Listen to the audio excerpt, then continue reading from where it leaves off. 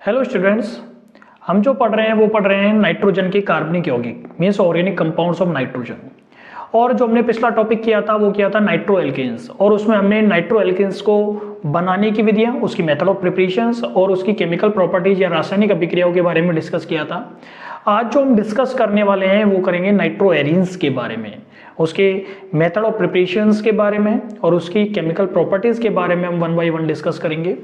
तो यदि हम नाइट्रो एरीन्स की बात करते हैं तो जब किसी एरोमेटिक हाइड्रोकार्बन से एक या फिर एक से अधिक हाइड्रोजन एटम्स को या हाइड्रोजन परमाणुओं को NO2 समूह के द्वारा या नाइट्रो समूह के द्वारा रिप्लेस कर दिया जाता है तो हमें नाइट्रो यौगिक प्राप्त होते हैं। ठीक है, और ये जो NO2 को बेंजीन रिंग पर या एरोमेटिक रिंग पर जो लगाने की प्रोसेस होती है वो नाइट्रीकरण कहलाती है, नाइट्रेशन कहलाती है। ठीक है ना। तो देखो कैसे होता है, ये इसकी डेफिनेशन देख लेते हैं हम। जब एरोमेटिक हाइड्रोकार्बन से एक या एक से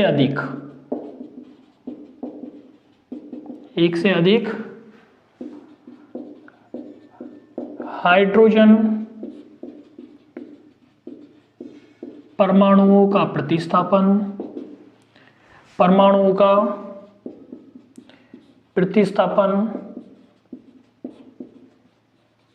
नाइट्रो समूह होता है हमारा NO2। नाइट्रो समूह द्वारा किया जाता है तो एरोमेटिक नाइट्रो यौगिक प्राप्त होते हैं।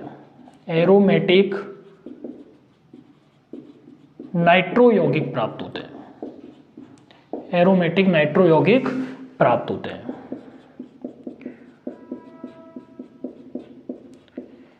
यह प्रतिस्थापन अभिक्रिया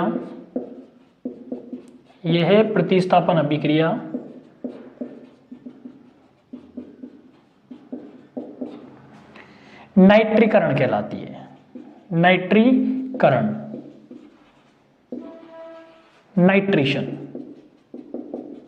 नाइट्रेशन कहा जाता है बच्चों, इसको नाइट्रीकरण कहलाती है। ठीक है, जैसे कि यदि हमारे पास ये बेंजीन रिंग है और इस बेंजीन रिंग में से सपोज कीजिए हम एक हाइड्रोजन परमाणु को बाहर निकाल देते हैं और NO2 का इसमें इंसर्शन हो जाता है। ठीक है, मींस हाइड्रोजन परमाणु का जो रिप्लेसमेंट या प्रतिस्थापन हो जाता है वो NO2 समूह या नाइट्रो समूह के द्वारा हो जाता है, तो हमें क्या प्राप्त होता है? हमें प्राप्त होता है नाइट्रोबेंजीन। क्या प्राप्त होता है? नाइट्रोबेंजीन।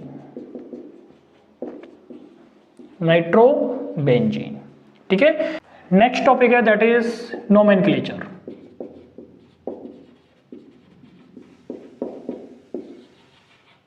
नामकरण।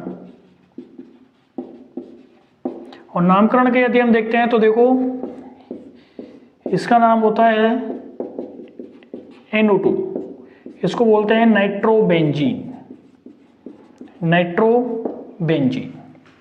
ठीक है बच्चों, इसको बोला जाता है यदि यहाँ पे हमारे पास कोई दूसरा प्रतिस्थापी समूह भी हो और यहाँ पे हमारे पास NO2 लगा हो तो इसका नाम हो जाता है ऑर्थो नाइट्रोटोलुइन। यदि CH3 और ये NO2 Meta nitrotoluene.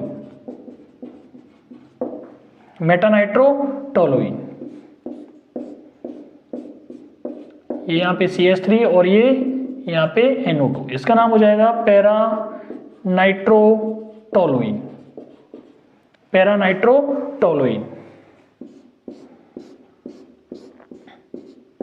OH NO2 और ये NO2 2,4,6 try nitrophenol, 2,4,6 try nitrophenol.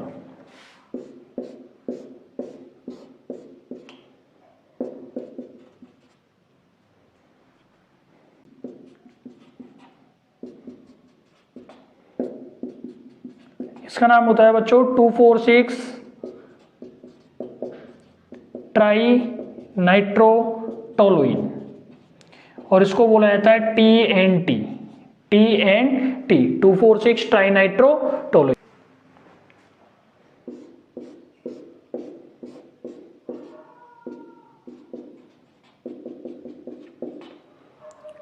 इसका नाम होता है phenyl nitromethane, phenyl nitromethane.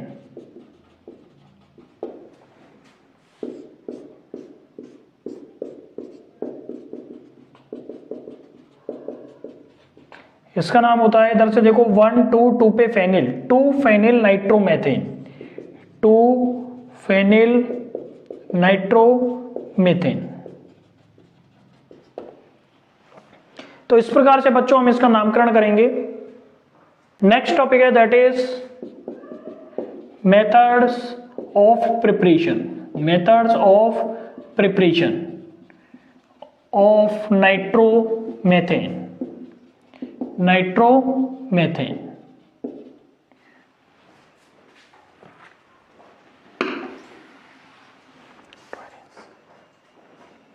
Next topic है that is methods of preparation, methods of preparation of nitroarenes, nitroarenes, nitroarene को बनाने की विधियां, नाइट्रोएरिन को बनाने की विधियां। इसमें फर्स्ट मेथड है फ्रॉम कंसंट्रेटेड नाइट्रिक एसिड, सांद्र नाइट्रिक अम्ल से, सांद्र नाइट्रिक अम्ल से,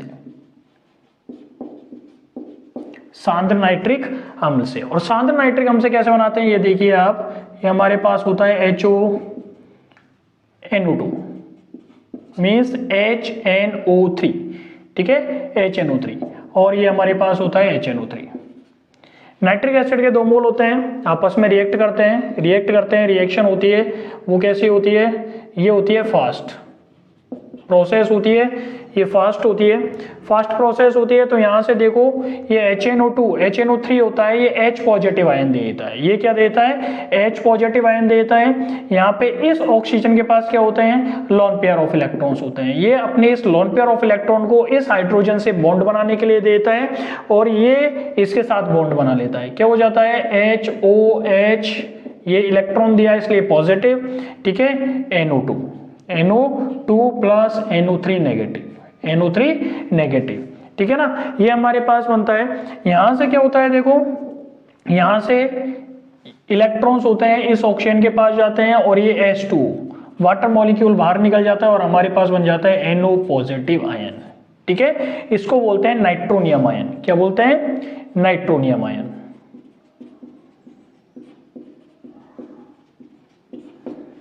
ये नाइट्रोनियम आयन होता है, फिर रिएक्ट करता है आपके बेंजीन रिंग के साथ, ये बेंजीन रिंग के साथ नाइट्रोनियम आयन रिएक्ट करेगा, ये होता है आपके पास बेंजीन, ठीक है, बेंजीन के साथ रिएक्ट करेगा, क्या होगा देखो, बेंजीन के साथ रिएक्ट करेगा तो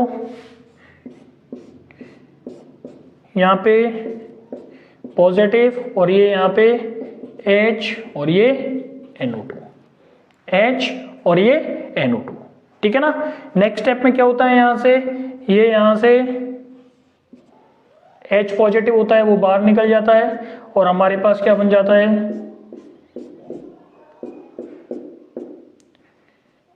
NO2, नाइट्रोबेंजीन, नाइट्रोबेंजीन।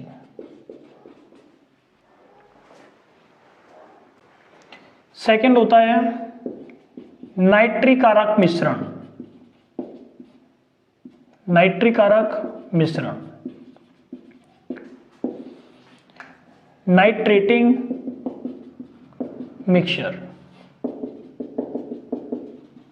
नाइट्रिक कारक मिक्सचर की यदि हम बात करते हैं तो बच्चों कंसंट्रेटेड HNO3 और कंसंट्रेटेड H2SO4 का जो मिक्सचर होता है, कंसंट्रेटेड HNO3 और कंसंट्रेटेड H2SO4, सांद्र HNO3 और सांद्र H2SO4 का मिक्सचर होता है, वो क्या कहलाता है आपका नाइट्रिक कारक मिक्सचर। क्या कहलाता है? नाइट्रिक कारक मिक्सचर कहलाता है। इससे देखिए नाइट्रो एरेंज को कैसे बनाया जाता है कि यहाँ पे यदि हम बात करते हैं तो हमारे पास होता है HONO2, ठीक है, नाइट्रिक एसिड होता है कंसंट्रेटेड, और ये रिएक्शन करता है आपके पास HHSO4, ठीक है, H2SO4 के साथ में। तो देखिए क्या होता है, यहां से ये H पॉजिटिव आयन देता है और H पॉजिटिव देता है। अगेन यहाँ पे ऑक्सीजन के पास लोन पेयर ऑफ इलेक्ट्रॉन होते हैं, यह अपना एक लोन पेयर ऑफ इलेक्ट्रॉन होता है, यह इस हाइड्रोजन को बॉन्ड बनाने के लिए देता है। क्यों देता है? क्योंकि यहां से H पॉजिटिव जब निकलता है तो इसके पास इलेक्ट्रॉन की क्या होती है? कमी होती है ना। तो यहां से ये क्या रहता है, अपना लोन पेयर ऑफ इलेक्ट्रॉन देगा, तो इसके पास क्या बन जाता है, देखो इसके पास आता है पॉजिटिव चार्ज, और यहाँ पे हमारे पास आता है NO2 plus HSO4 negative, HSO4 negative.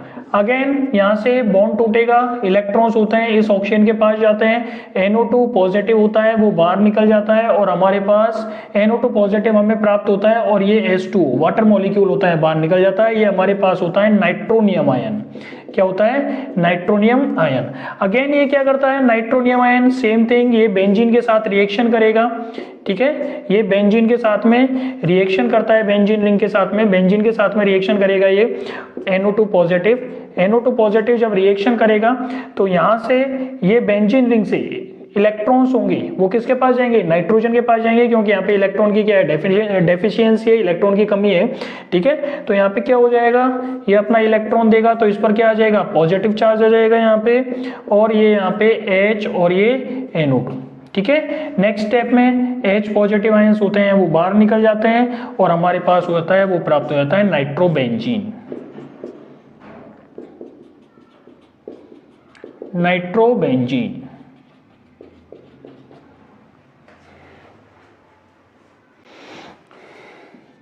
Third one होता है फ्रॉम HClO4 एंड HbF4, ठीक है। HClO4 तथा HbF4 से, परक्लोरिक एसिड और टेट्राफ्लोरोबोरिक एसिड से। देखिए कैसे होता है, ये हमारे पास होता है HNO3 नाइट्रिक एसिड, इस नाइट्रिक एसिड की रिएक्शन करवाई जाती है HClO4 से, HClO4 से। अगेन यहां से क्या होता है, H पॉजिटिव आयन देगा, क्या हो जाएगा HOH पॉजिटिव, और NO2 प्लस क्या हो जाएगा यहाँ पे ClO4 नेगेटिव होता है, ये बाहर निकल जाता है। अगेन इलेक्ट्रॉन्स होता है यहाँ पे पहुंच जाते हैं, वाटर मॉलिक्यूल होता है वो बाहर निकल जाता है, हमारे पास बनता है नाइट्रोनियम आयन। ये नाइट्रोनियम आयन होता है, अगेन बेंजीन रिंग पे रिएक्शन करता है, ये नाइट्रोनियम आयन बनता है, और ये अगेन बेंजीन रिंग पर अटैक करता है, और बेंजीन रिंग पर अटैक करने के बाद में ये नाइट्रोबेंजीन बना लेता है। ऐसे ही होता है हमारे पास HbF4 फ्लोरो टेट्राफ्लोरोबोरिक एसिड, ये भी क्या करता है, ये भी रिएक्शन करता है आपके नाइट्रिक एसिड के साथ में। किसके साथ रिएक्शन करता है? ये नाइट्रिक एसिड के साथ में। ये क्या देता है? एसिड है, H पॉजिटिव आयन देगा, अगेन HOH पॉजिटिव, और ये NO2, और यहाँ पे आपके पास निकल जाता है BF4 नेगेटिव, BF4 नेगेटिव, ठीक है। इसमें क्या होगा, अगेन यहाँ से इलेक्ट्रॉन्स होते हैं इस ऑक्सीजन के पास जाएंगे, वाटर मॉलिक्यूल H2 बाहर निकल जाएगा, और हमारे पास बनेगा NO2 पॉजिटिव, और इसका भी नाम क्या है? नाइट्रोनियम आयन, नाइट्रोनियम आयन ही होता है ये। और ये nitronium ion again benzene ring पर अटैक करेगा, और बेंजीन रिंग पर अटैक करने के बाद में ये क्या बना लेगा? नाइट्रोबेंजीन बना लेता है, जैसे कि हमने पिछली प्रोसेस में पढ़ा है। तो इस प्रकार H2SO4 की जगह यदि हम HClO4 और HbF4 यदि हम काम में लेते हैं तो ये भी H2SO4 को क्या कर देते हैं? रिप्लेस कर देते हैं, रिप्लेस कर देते हैं, और नाइट्रिक एसिड के साथ रिएक्शन करके ये क्या बना लेते हैं? नाइट्रोबेंजीन। नाइट्रिक एसिड को साथ रिएक्शन करते हैं और नाइट्रोनियम आयन बनाते हैं, और ये नाइट्रोनियम आयन होता है, ये बेंजीन रिंग के साथ रिएक्शन करके नाइट्रोबेंजीन बना देता है। मींस एरोमेटिक नाइट्रो एरीन्स हमें प्राप्त होते हैं। नेक्स्ट मेथड होता है from acetyl nitrate, acetyl nitrate,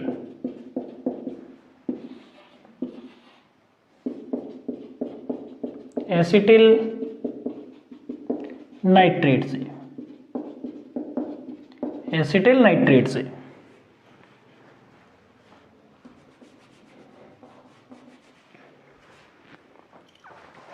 acetyl nitrate से देखो कैसे बनाते हैं। ये हमारे पास टोलुइन होता है, इस टोलुइन की रिएक्शन करवाते हैं हम एसिटिल नाइट्रेट से, CH3 double bond O NO2, ठीक है। ये होता है एसिटिल नाइट्रेट, एसिटिल नाइट्रेट। इस एसिटिल नाइट्रेट के साथ जब हम इसकी रिएक्शन करवाते हैं तो एसिटिल नाइट्रेट के साथ रिएक्शन करवाने पर यहां से देखिए आप, या तो यहां से हाइड्रोजन बाहर निकलता है ऑर्थो पोजीशन से, या फिर इसकी पैरा पोजीशन से हाइड्रोजन बाहर निकलता है, और यहां से हाइड्रोजन जो बाहर निकलेगा H पॉजिटिव और ये CH3COO नेगेटिव, ठीक है ना। ये यहां से बाहर निकलेगा और हमारे पास क्या बन जाएगा, CH3COOH तो बाहर निकल जाएगा, और हमारे पास क्या बनेगा, या तो हमारे पास बनेगा ऑर्थो नाइट्रोटोलुइन, ऑर्थो नाइट्रोटोलुइन, या प्राप्त होगा हमें, या फिर हमें प्राप्त होगा पैरा नाइट्रोटोलुइन। क्या प्राप्त होता है, पैरा नाइट्रोटोलुइन, या तो हमें प्राप्त होगा ऑर्थो नाइट्रोटोलुइन, या प्राप्त होगा पैरा नाइट्रोटोलुइन।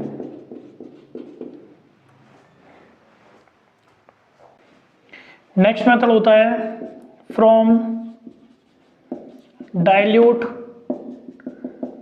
नाइट्रिक एसिड,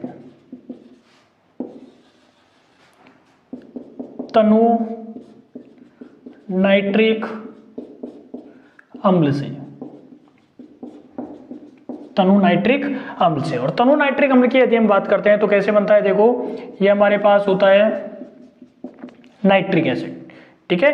ये हमारे पास होता है, सॉरी ये हमारे पास होता है nitrous acid HNO2, nitrous acid, nitrous acid होता है HNO2।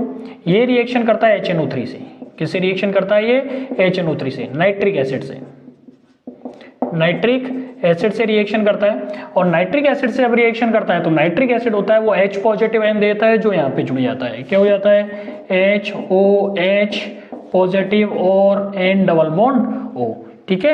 ये हमारे पास बन जाता है, और यहाँ से आपके पास NO3 नेगेटिव होता है, वो बाहर निकल जाता है।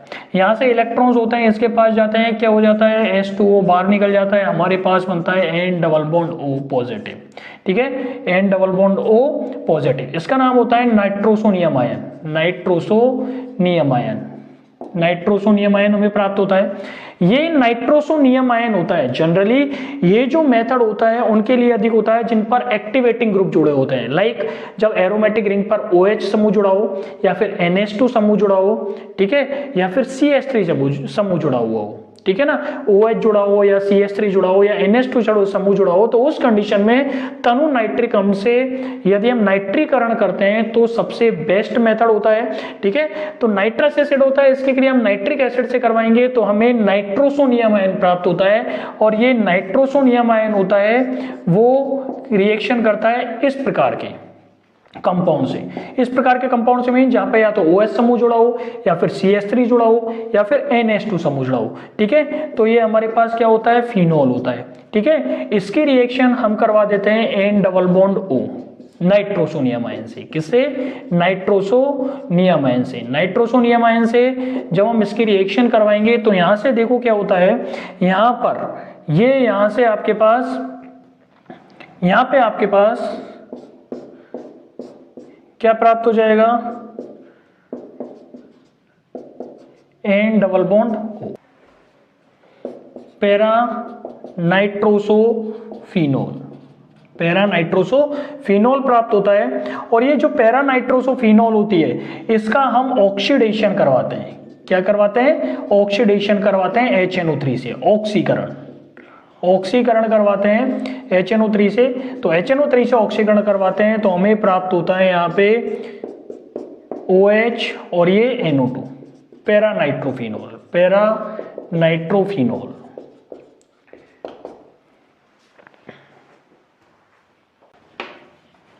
नेक्स्ट टॉपिक है दैट इज इसमें यदि हम देखते हैं तो एक टॉपिक है एरोमेटिक यौगिकों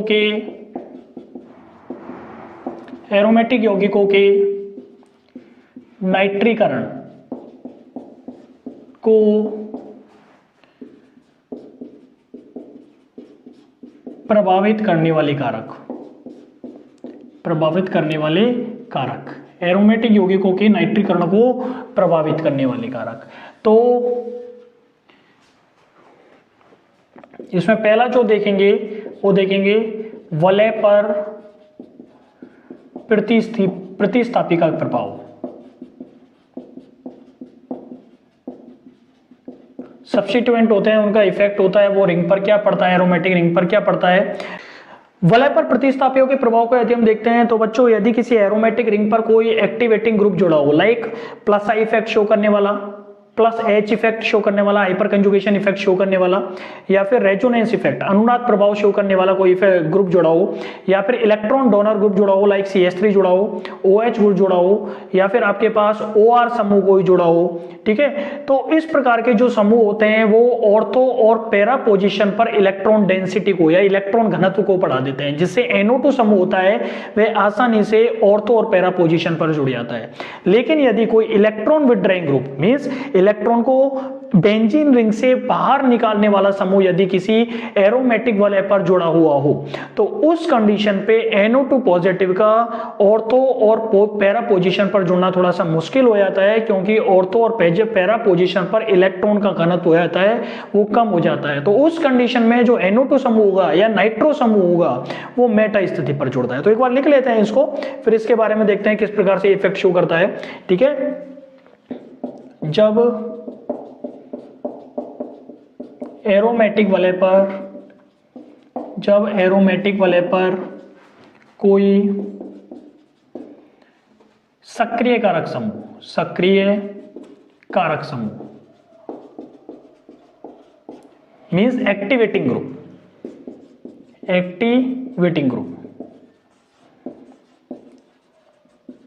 या फिर आप कह दीजिए प्लस आई इफेक्ट शो करने वाला, प्लस H या प्लस R रेजोनेंस इफेक्ट, या electron donor like CH3 OH या फिर आप कह दीजिए NH2, ठीक है। समूह जुड़ा हो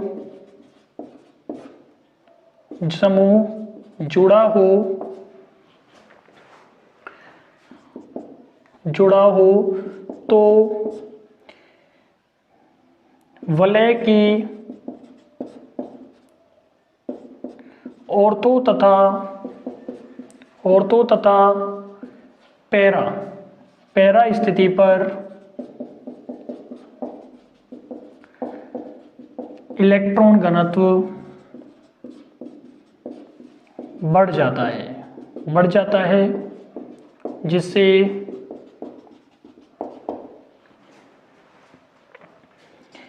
NO2 समूह आसानी से इन स्थितियों पर जुड़ जाता है। परंतु यदि वलय पर कोई इलेक्ट्रॉन आकर्षी समूह लाइक NO2 CN आदि जुड़ा हो तो ऑर्थो तथा पैरा स्थिति पर इलेक्ट्रॉन घनत्व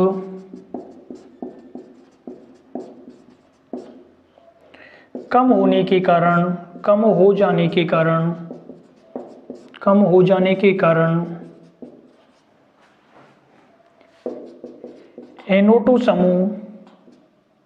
NO2 पॉजिटिव नाइट्रो समूह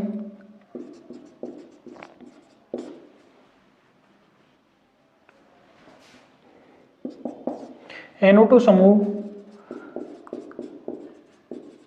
कठिनाई से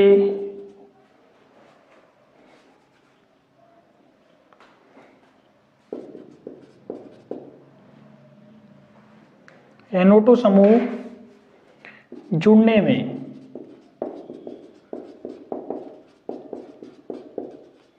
कठिनाई महसूस करता है, कठिनाई महसूस करता है तथा यह मेटा स्थिति पर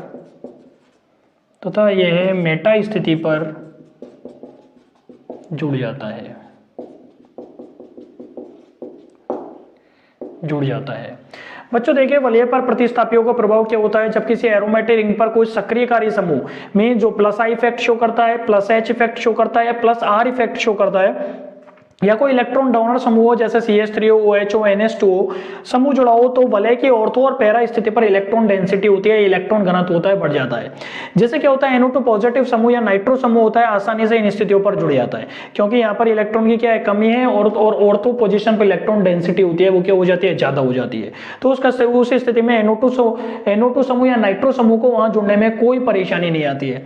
लेकिन यदि वलय पर कोई इलेक्ट्रॉन आकर्षित समूह जुड़ जाता है जो एरोमेटिक रिंग से या फिर जो एरोमेटिक हाइड्रोकार्बन होता है उससे इलेक्ट्रॉन को बाहर खींच लेता है, तो उस कंडीशन में क्या होता है कि ऑर्थो और पैरा पोजीशन पर इलेक्ट्रॉन की डेंसिटी, इलेक्ट्रॉन घनत्व कम हो जाता है। ठीक है, तो NO2 वहां पे जुड़ने में थोड़ी सी क्या होता है, कठिनाई महसूस करता है, तो वहां पे नहीं जुड़ करके फिर जो NO2 समूह होता है या नाइट्रो समूह होता है वो कहां पे जुड़ जाता है, मेटा समूह पर जुड़ जाता है। देखिए कैसे होती है रिएक्शन।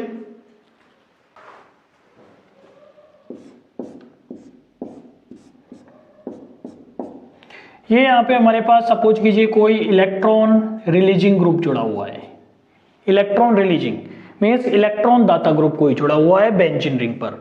तो उस कंडीशन में ये क्या होता है कि ये अपना एक लॉन पेयर ऑफ इलेक्ट्रॉन होता है, इसको देता है, बेंजीन रिंग को देता है, यहाँ से इलेक्ट्रॉन होते हैं वो बाहर हो जाते हैं। क्या हो जाता है, देखो हमारे पास कंडीशन हो जाती है कि यहाँ पे आपके पास double bond ERG electron releasing group, यहाँ पे क्या आ जाता है, पॉजिटिव चार्ज आ जाता है, यहाँ पे आपके पास नेगेटिव आ जाता है। ठीक है, और यहाँ पे आपके पास डबल बॉन्ड। ठीक है, यहाँ पे आता है नेक्स्ट स्टेप में क्या होता है कि ये अंदर जाता है और ये बाहर आ जाता है। ठीक है, क्या हो जाता है, देखो ये यहाँ पे आएगा, ये नेगेटिव, ये यहाँ पे डबल बॉन्ड, दोनों बॉन्ड आ जाते हैं यहाँ पे, और ये इलेक्ट्रॉन रिलीजिंग ग्रुप और ये पॉजिटिव। ठीक है, नेक्स्ट स्टेप में क्या होता है, देखो ये यहाँ पे इलेक्ट्रॉन्स अंदर जाते हैं और ये बाहर आ जाते हैं। क्या हो जाता है, यहाँ पे आपके ये यहाँ पे negative double bond ERG electron releasing group और ये पॉजिटिव। नेक्स्ट स्टेप में देखो क्या होता है,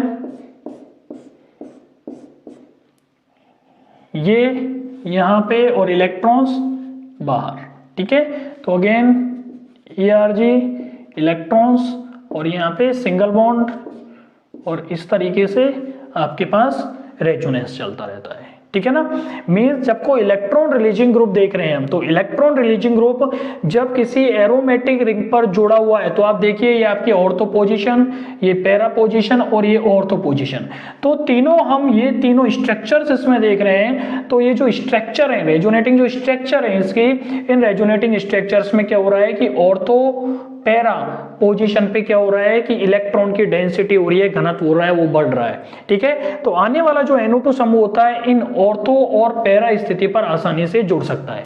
लेकिन यदि यहाँ पे हमारे पास कोई इलेक्ट्रॉन विड्रॉइंग ग्रुप जुड़ा हो, electron withdrawing group means electron को जो क्या करता है, बाहर निकालता है, रिंग से बाहर निकालता है। इलेक्ट्रॉन विड्रॉइंग ग्रुप में यहाँ पे लिख देता हूँ कौन कौन से होते हैं। इलेक्ट्रॉन विड्रॉइंग ग्रुप की यदि हम बात करते हैं तो NO2 होता है इलेक्ट्रॉन विड्रॉइंग ग्रुप, इसके अलावा आपके पास CN, इसके अलावा CHO, इसके अलावा COOH, ये सारे इलेक्ट्रॉन विड्रॉइंग ग्रुप होते हैं। इलेक्ट्रॉन रिलीजिंग ग्रुप जो होते हैं वो कौन कौन से होते हैं, आपके पास CH3 होता है, या फिर हम बात करते हैं OR की बात करते हैं एल्कोक्साइड की, या फिर हम बात करते हैं आपके पास होता है NH2O या फिर आपके पास हो OH, तो ये सारे के सारे इलेक्ट्रॉन रिलीजिंग ग्रुप होते हैं।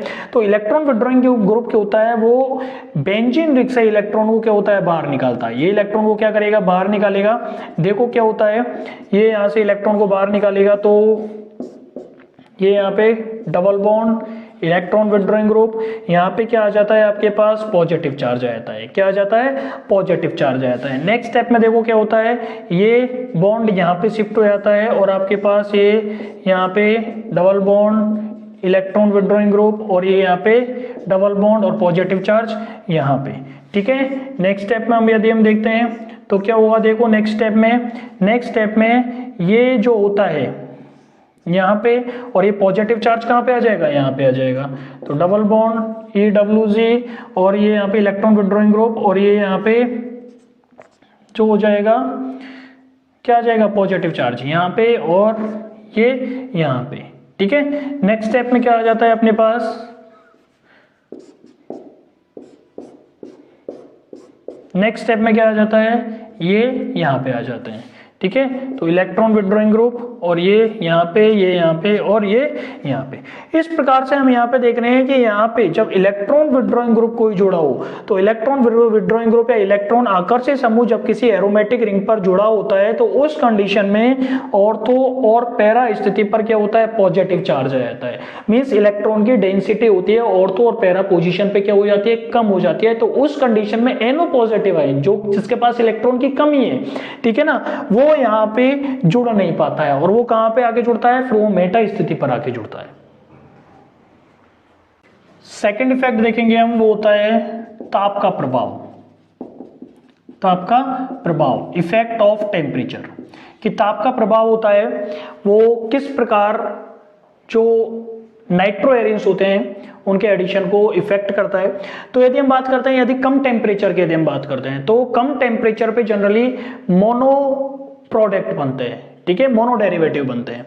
ठीक है ना, तो लगभग कम ताप की यदि हम बात करते हैं लगभग 30 डिग्री से 60 डिग्री, ठीक है, 30 डिग्री से 60 डिग्री सेल्सियस पर, ठीक है, मोनोनाइट्रो व्युत्पन्न प्राप्त होते हैं। कैसे प्राप्त होते हैं, मोनोनाइट्रो व्युत्पन्न, मोनोनाइट्रो यौगिक प्राप्त होते हैं। क्या प्राप्त होते हैं, मोनोनाइट्रो यौगिक प्राप्त होते हैं। और यदि हम अधिक ताप की बात करते हैं, अधिक ताप का मतलब हो गया लगभग 100 से 140 डिग्री सेल्सियस, 100 से 140 145 डिग्री सेंटीग्रेड टेम्परेचर की यदि हम बात करते हैं तो यहाँ पे dinitro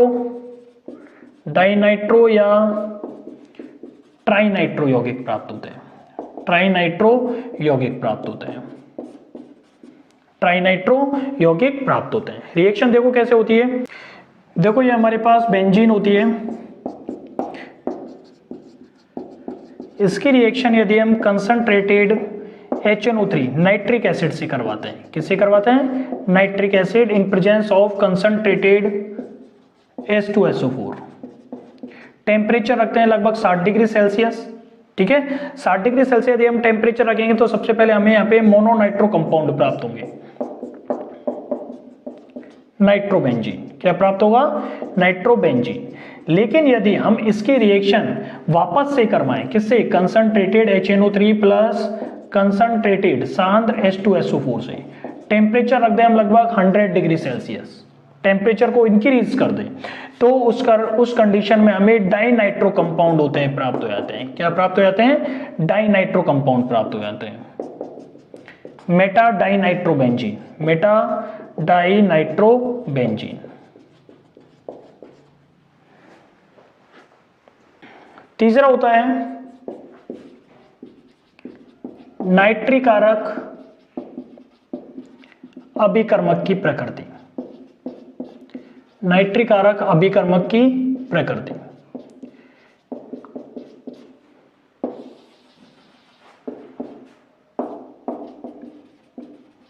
nature of nitrating agent, nitric आरक अभिकर्मक की प्रकृति। तो एक्चुअली नाइट्रिक आरक अभिकर्मक की प्रकृति से मतलब होता है कि जो आसानी से NO2 पॉजिटिव आयंस बना देते हैं, जो आसानी से नाइट्रोनियम आयन बना देते हैं, तो वो आसानी से वो रिएक्शन होती है, वो आसानी से संपन्न हो जाती है। जैसे कि हम बात करते हैं, ये हमारे पास बेंजीन रिंग होती है, बेंजीन, और इसकी रिएक्शन हम करवा देते हैं किसे, कंसंट्रेटेड सांद्र नाइट्रिक एसिड प्लस सांद्र H2SO4 से। ठीक है, टेम्परेचर रख देते हैं 100 डिग्री सेल्सियस, जैसा कि अभी हमने पढ़ा था। तो ये हमारे पास क्या बना देगा, ये हमारे पास बना देगा मेटा डाइनाइट्रोबेंजीन, मेटा डाइनाइट्रोबेंजीन। ठीक है, वहीं यदि हम बेंजीन की रिएक्शन करवा देते हैं, बेंजीन की रिएक्शन करवा देते हैं सदूम HNO3 नाइट्रिक एसिड प्लस सांद्र सल्फ्यूरिक एसिड से, सांद्र सल्फ्यूरिक एसिड से। तो यहां पे आप देखो, यहां पे हमारे पास जो प्रोडक्ट बनता है वो बनता है NO2 और NO2। ठीक है, 135 ट्राइनाइट्रोबेंजीन, 135 ट्राइनाइट्रोबेंजीन मींस जो रिएजेंट आसानी से NO2 पॉजिटिव आयंस होते हैं वो रिलीज कर देते हैं, वो रिएक्शन बहुत आसानी से क्या हो जाती है, संपन्न हो जाती है। नाइट्रोएरिन बनाने की एक विधि और देख लीजिए आप, वो होती है फ्रॉम एनिलीन, एनिलीन से।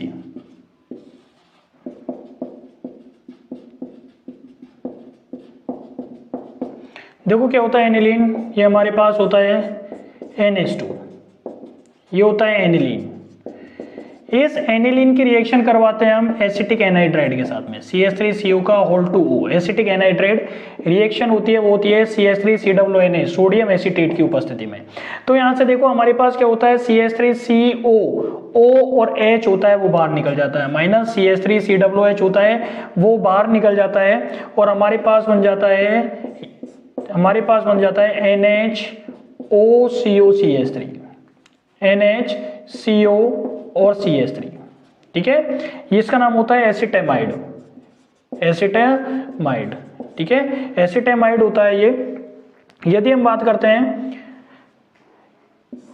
इसकी रिएक्शन हम करवा देते हैं concentrated HNO3 plus concentrated H2SO4 से, सांद्र नाइट्रिक एसिड और सांद्र H2SO4 से रिएक्शन करवाएंगे, तो हमारे पास बन जाता है NHCOCH3 और यहाँ पे NO2, मीन्स इसका नाइट्रेशन हो जाता है, नाइट्रीकरण हो जाता है इसका, और हमारे पास बनता है पैरा नाइट्रो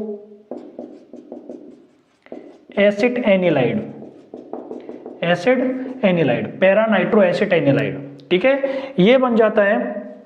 इसकी हम करवा देते हैं रिएक्शन, इसके रिएक्शन हम इसका एक्चुअली हम जल अपघटन करवा देते हैं, हाइड्रोलाइसिस करवा देते हैं, और वो हाइड्रोलाइसिस करवा देते हैं हम क्षारीय एल्कलाइन हाइड्रोलाइसिस करवाते हैं। एल्कलाइन करवाते हैं तो देखो हमारे पास क्या हो जाता है, CH3 और CH3CO और OH मीन्स CH3COOH होता है वो बाहर निकल जाता है, एक H होता है वो इस पे जुड़ जाता है NH2 के साथ, NH के साथ जुड़ जाता है, और हमारे पास बन जाता है ये NH2 और NO2, पैरा नाइट्रो एनिलीन। इसकी रिएक्शन हम करवाते हैं NaNO2 sodium nitrate plus HBF4 से, फ्लोरोबोरिक एसिड के मिश्रण के साथ करवाते हैं। रिएक्शन होती है 0 डिग्री सेल्सियस पर होती है, और यहाँ से आप देखोगे तो यहाँ से एक NaOH निकल जाता है। क्या निकल जाता है, एक NaOH निकल जाता है और एक जल का अणु बाहर निकल जाता है। NaOH और जल का अणु जब बाहर निकलेगा तो हमारे पास बनता है यहाँ पे NO2 और N2BF4, N2 positive BF4 negative, ये बनता है। इसकी रिएक्शन हम करवा देते हैं NaNO2 से in presence of copper oxide, copper iodide. ठीक है, तो हमारे पास क्या हो जाता है, देखो यहां पे बनेगा डाइनाइट्रोबेंजीन, 1,4 डाइनाइट्रोबेंजीन, 1,4 डाइनाइट्रोबेंजीन। ठीक है, TNT, ट्राइनाइट्रोटोलुइन, ट्राइनाइट्रोटोलुइन। और इस ट्राइनाइट्रोटोलुइन को कैसे बनाएंगे वो देखिए आप, ये हमारे पास होता है टोलुइन,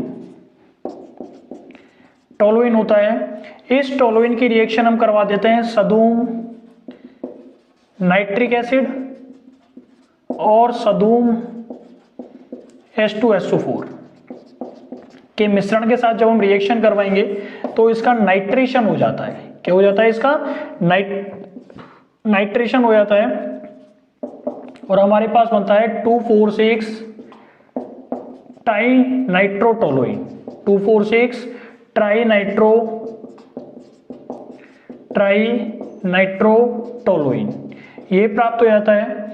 इसका हम ऑक्सीडेशन करवाते हैं K2Cr2 में से, पोटेशियम डाइक्रोमेट H2SO4, ठीक है। तो यहां से आपके पास क्या हो जाता है, H2O बाहर निकल जाता है, H2 दो हाइड्रोजन और एक ऑक्सीजन होती है वो यहां से बाहर निकल जाती है, ठीक है। और यहाँ पे हमारे पास COOH हो जाता है, दो ऑक्सीजन होती है वो कहां से आती है, ऑक्सीडेशन से आती है। हमारे पास बन जाता है 2,4,6 ट्राइनाइट्रोबेंजोइक एसिड, 2,4,6 ट्राइनाइट्रोबेंजोइक एसिड। और यहां से हीट करने पे डीकार्बोक्सिलेशन की प्रोसेस होती है, विकार्बोक्सिलीकरण की प्रोसेस होती है, CO2 होता है वो बाहर निकल जाता है और हमारे पास बनता है 135 ट्राइनाइट्रोबेंजीन, 135 ट्राइनाइट्रोबेंजीन। आज के लेक्चर में बच्चों इतना ही। नेक्स्ट लेक्चर में हम इसकी केमिकल प्रॉपर्टीज के बारे में डिस्कस करेंगे। तब तक के लिए thank you, thanks a lot.